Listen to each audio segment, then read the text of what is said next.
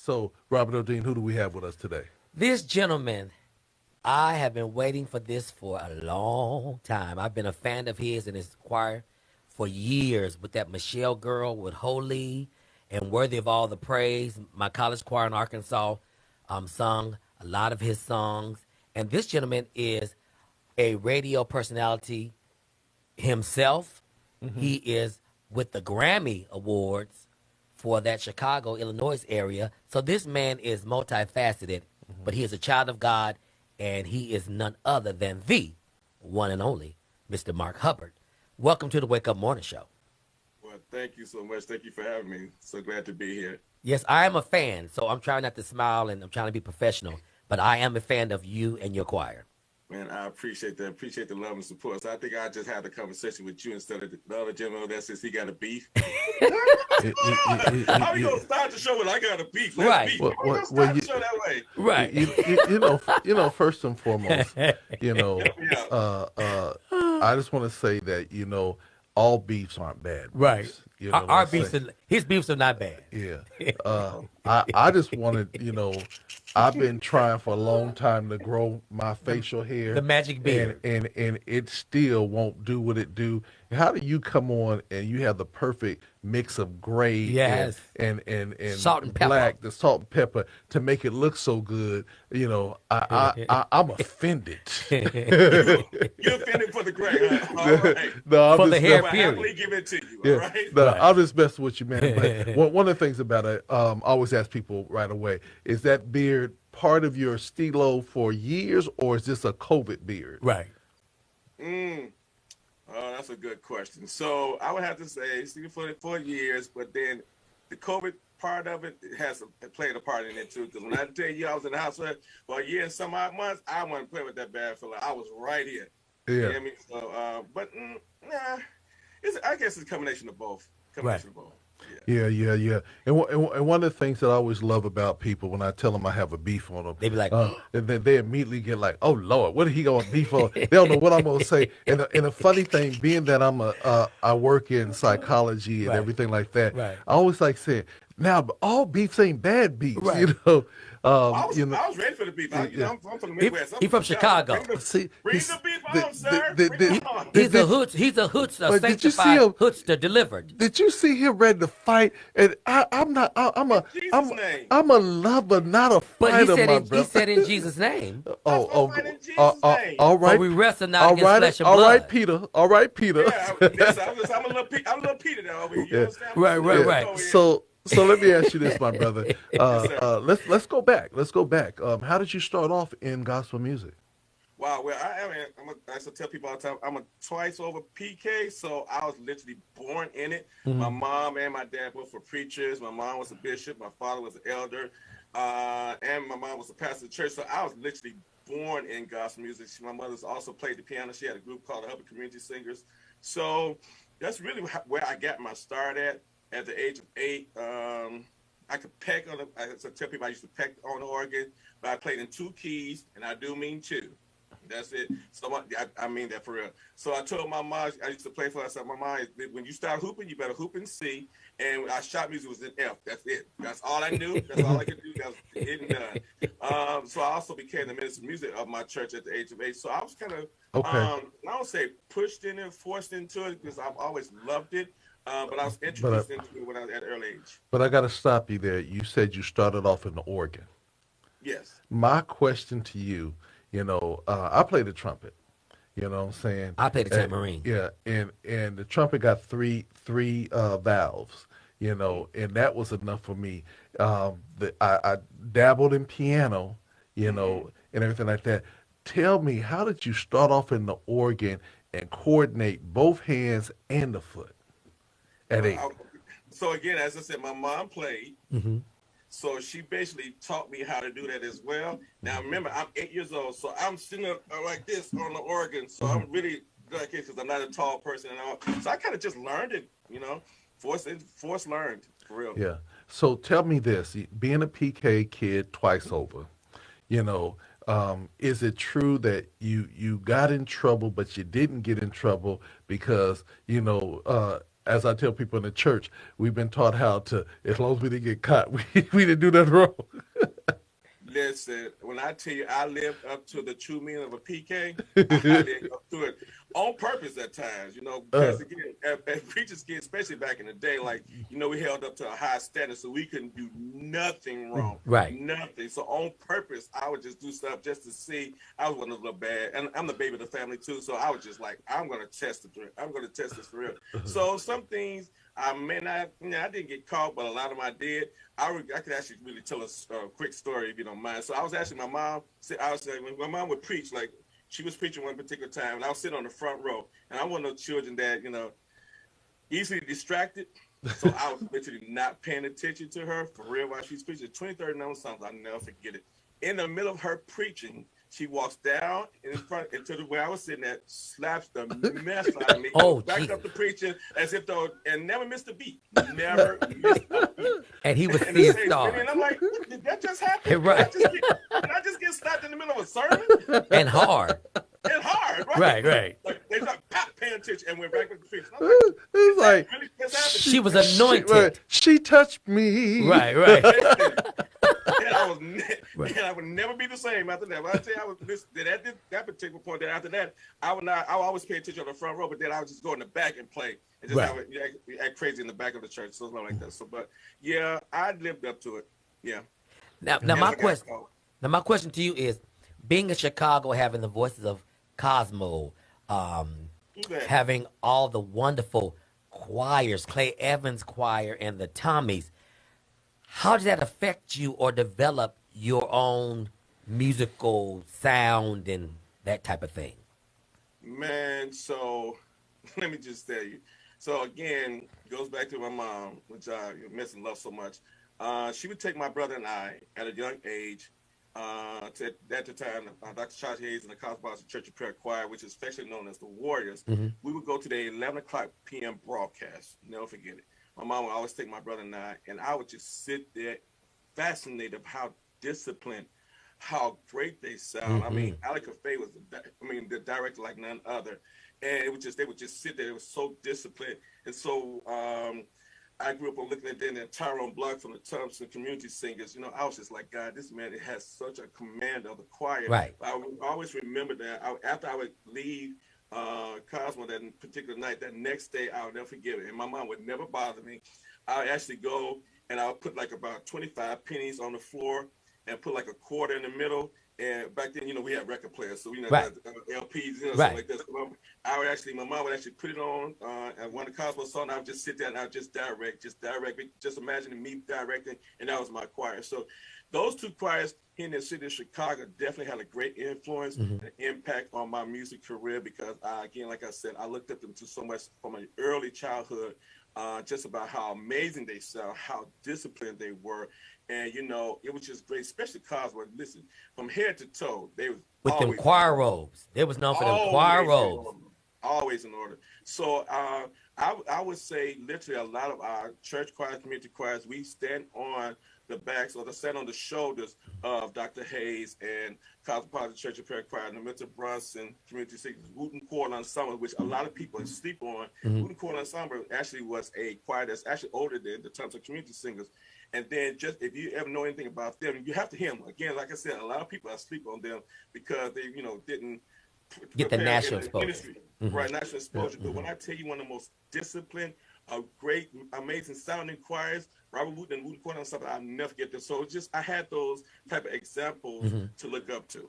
Well, I want to say that I didn't stand on none of their shoulders at all. They told me I couldn't get on their shoulders. They said, no, you too heavy. Just stand right next to us. You know what I'm saying? We will lift you up in the spirit. Right. If you get on our shoulders, we're going to have an issue here. Yeah.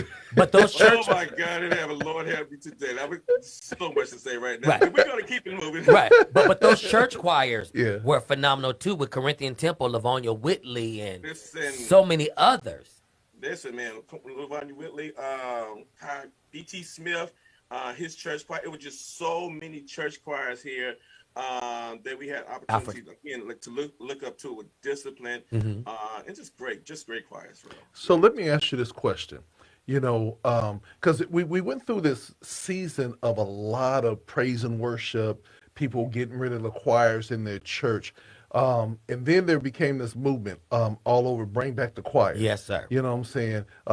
We want to see the robes again. We want to see the Yes. choirs again. What's your feelings about, bringing back the choirs and making sure that they're prominent back in our churches again? Is that a trick question? No, no, I'm serious because a lot of I'm a choir director, so when people ask me that question, like, "What's your feeling?" I'm a choir director, of course. I mean, no, seriously. My feelings towards is that we are the foundation. We're Yes. part of the foundation of our history. Yes. And what I call African American, or if you want to call it Black cultural music, Hmm. we're history. We're part of it, and so I say that we should definitely, keep it at the forefront of the worship experiences and in the churches and things like that. Again, because before we had all these other extensions of our genre music, Yes. we always had the choir. Even in our heritage, there you have a group of people that would come together. Hmm. I guess it was say slavery time, and it was more than 10 people. You have a whole family coming together, and they would just sing, and they create three-part harmony. Hmm. So choirs has always been a foundation, and will always be a foundation to me of our heritage. So I like I said, I'm a choir director, been one all my life, Hmm. and so I definitely stand on the fact that we need to keep choir music alive Right. and keep choir music in the church. Hmm. I think when you balance out the church and give them a very a variety of music or Hmm. variety of a service, Hmm. it balances out to me. So I have no issue with the praise team, but again, all praise and worship music, I have no issue with that. It is what it is. But the choir music also will always be alive because it's just like this. I say even about quartet music, Yes. no matter what you do, if you can get a choir in there and quartet music, it just you can't beat it. It just takes the service to It's a another fit. level or whatever case it be. Hmm. It fits, Hmm. and it would always have a place. It's just about the industry again putting it in the forefront. And then sometimes I think and I'll probably get in trouble for this as well, but pray for me. Like I believe that the rest of the industry see it has kept. We just in our era, in our charm, in our part of it, we need to catch up because if you look at the Grammys, you look at other entities, they always have choir this, they have a choir that. We Movies. just need to catch up back up about keeping the choir music alive in the front of it Hmm. now. because we have when I said we the industry we have the opportunity to do that Yes. because we can if we play it they'll listen to it. Yes, sir. Yeah. If we sing it they'll listen to it. Right. We Now, could.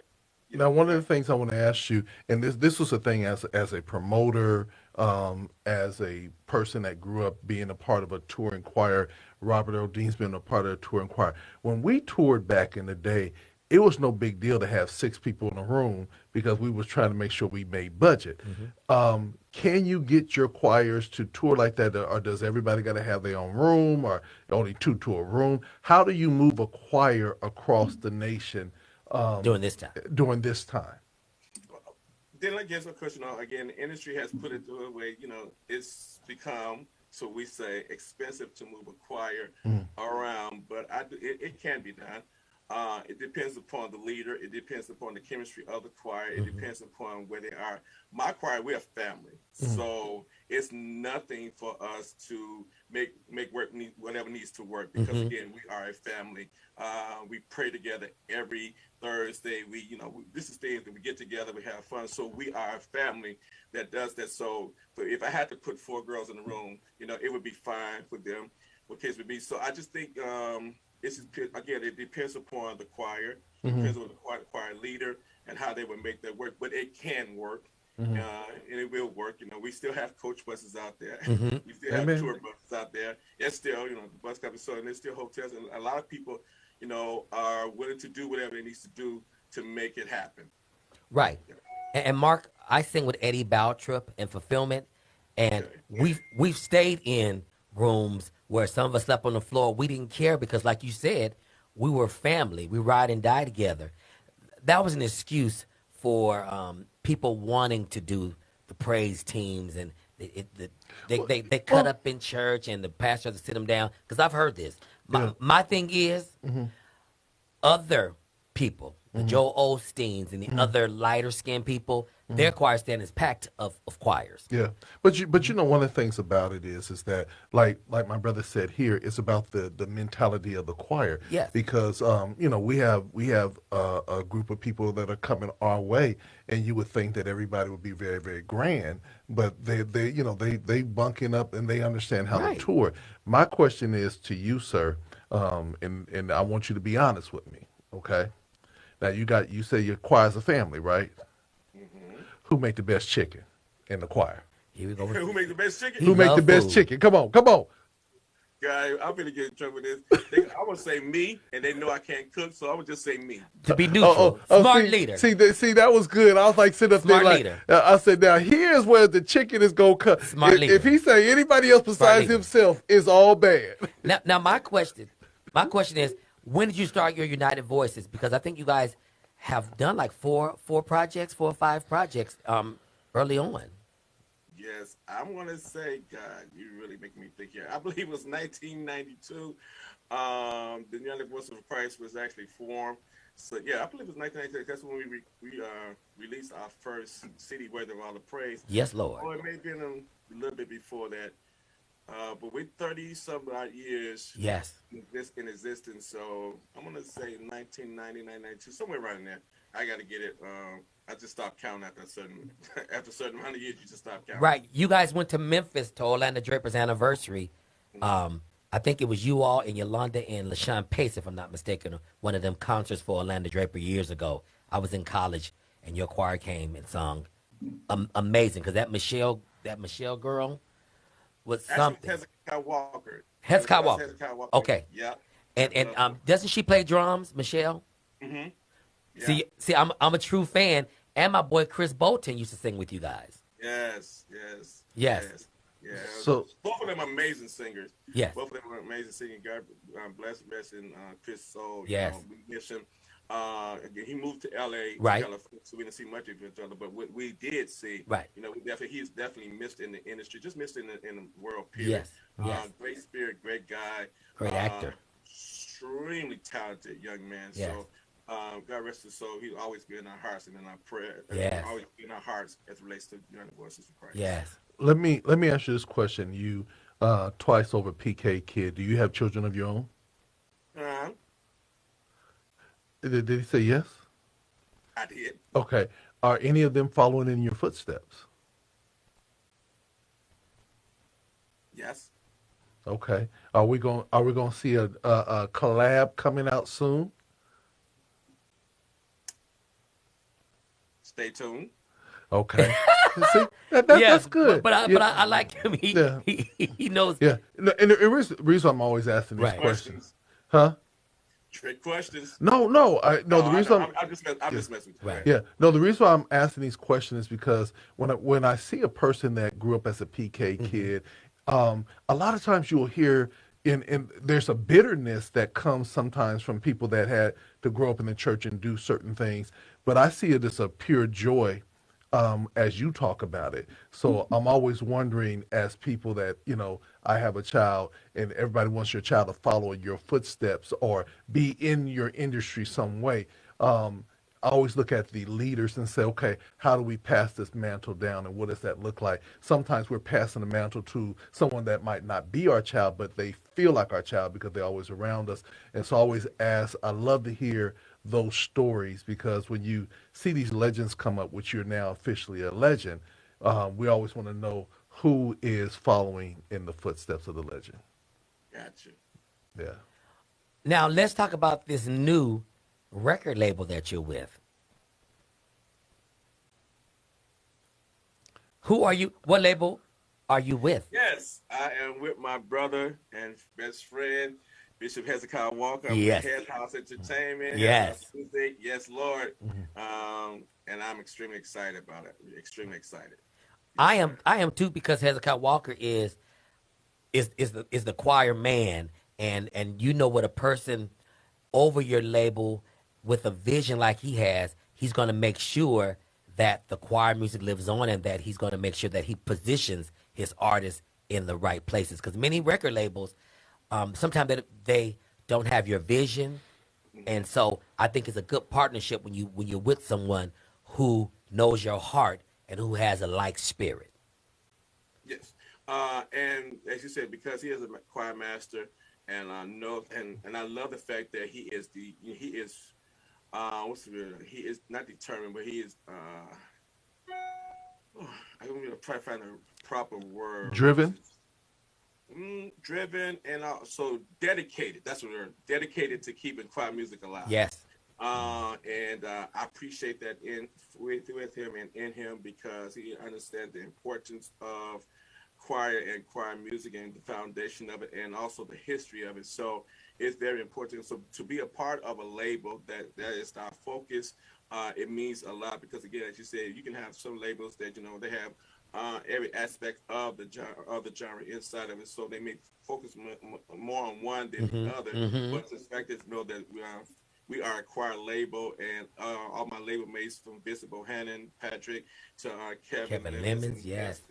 We all are choir masters. Yes.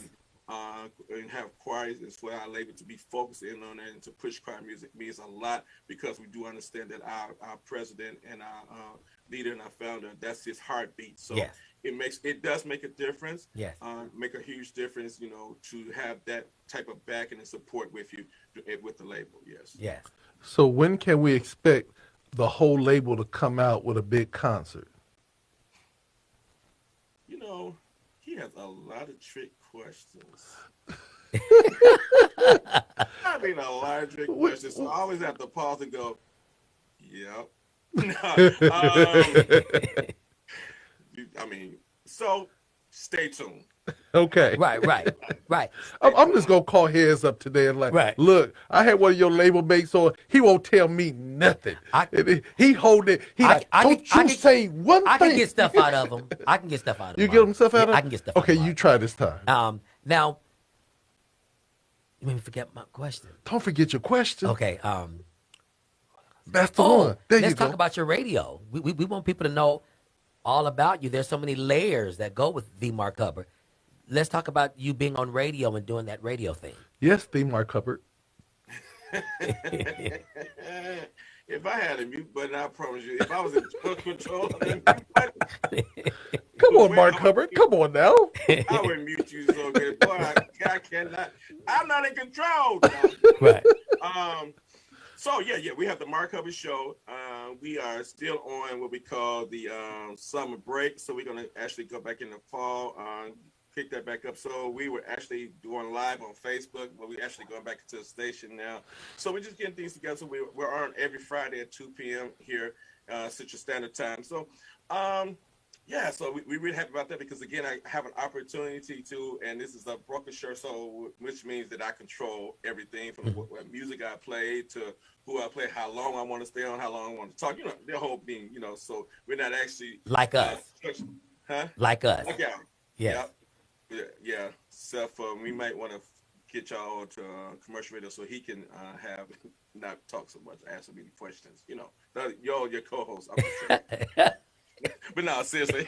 But yeah, so we're happy about that, and so like I said, we be back on, because again, we have an opportunity again to support and to push what we call emerging artists. It's another one of my heartbeats, is because someone gave me a chance, someone gave me an opportunity to start my career. So with this, being able to support and do what we need to do on our own, and be able to not have any structure or anybody telling us what we can and cannot do, we have an opportunity to play music that will not normally get played on other stations, to put it that way. And so we just excited about that. So our main goal, our goal and heartbeat, is to push emerging artists. Of course, I definitely push our artists that are stable and have a foundation. But my heartbeat is definitely for emerging artists to be pushed. So we are on every Friday. We'll be back soon. Just right now, we're pushing this new single that I love, with Don Clark featured. Yes, Pastor Don Clark. That's a friend of mine as well. Man, let me tell you, Holy is he just added a different layer to it. So but we'll talk about that. But yeah, I love Pastor Don Clark. He's definitely anointed man of God and a pastor. Yeah. Yes. Now, I would ask another question, but he keep on avoiding my question because he keep on calling them trick questions. I'm trying one more time to see if I'm gonna get this. So, where do you reside now? Did you have a question? See, did you see what I mean? Look at You see what I mean? I tried. right. Listen, so okay, so next time I want y'all to get together and I want you to like list all the questions he's gonna ask and list all the questions you're gonna ask and just make sure that he has only 2 questions and you ask the rest of them. No, I live in the city of Chicago. I reside now in the city of Chicago. Well, I've always been in the city of Chicago. Born and raised here. Don't have any intentions of moving. So I love my city. Yep. So I see you got the Chicago Cubs hat on. Yes. So do you support? I mean, because some people they support the whole city, so they Chicago and White Sox. Are you just the Cubs, or you go back and forth? Well, actually, I don't have a haircut, so I just Okay. put the hat on the first hat I grabbed. That's what he's about to have it on. Well, at So least he's I'm not honest. At supporting- least he's honest. I'm honest. And people like haircut, yes. See, it's on the side here. Right, right. So I said, let me just grab the first hat, so this or put this on or something like Right. that. Right. So, but Okay. So you were not gonna see my. Yeah. yeah, yeah, it works for you. But my Right, last right, question for right. you is simply this. I thought the other one's your last No, question. no, no. That was my pre-last. I just want to see if I was going to get my He my just said my, that this is my last question is, All right. I had I've had some positive experiences in Chicago, but my first experience was I got accosted downtown, and I got knocked back into my cab. You know what I'm saying? And my guys were with me, and I'm like saying, go get that dude that just slapped me. And it was in the deep part of winter, and the cab driver started laughing. And I'm looking at the cab driver saying, "Man, why are you laughing?" He said, "Nobody slapped you. That was the Hulk." And I said, "The what?" He said, "The Hulk." I said, Ooh. "So you got Hulks in here?" And he said, "No, that was the wind." Man, when I tell you that wind changed my life, I never Mark came back thought to you thought you Chicago. was talking about a real person. I never came back to Chicago in the winter ever again. So, but here's my question. If I come back to Chicago during the non-winter season, what's the best restaurant to go to for soul food? Lord help me today, Jesus.